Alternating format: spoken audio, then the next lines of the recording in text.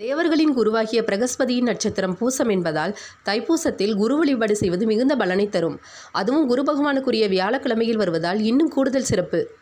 குரு பார்க்க கோடி நன்மை என்பார்கள். குருவருள் இருந்தால்தான் திருவருளை பெற முடியும்.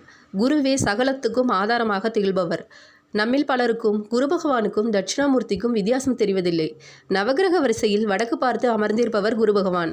சிவாலயத்தில் தெற்கு நோக்கி சின்முத்திரை காட்டி அமர்ந்திருப்பவர் தட்சிணாமூர்த்தி. இருவருமே ஞானத்தை அருளும் கடவுள் என்றாலும் அவரவர்க்குரிய மந்திரம் சொல்லி வழிபட்டால்தான் பரிபூர்ண அருள் கிடைக்கும்.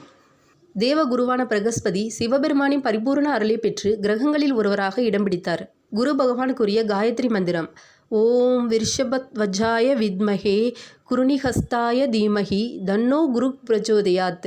இந்த காயத்ரி மந்திரத்தின் பொருள் என்னவென்றால், இடபக்கொடியை வைத்திருக்கும் குரு பகவானே, எப்போதும் உங்கள் அருட்கரங்களால் அருள்மழை பொழியும் பிரகஸ்பதியே, எங்கள் வாழ்வில் உள்ள தீமைகளை அகற்றி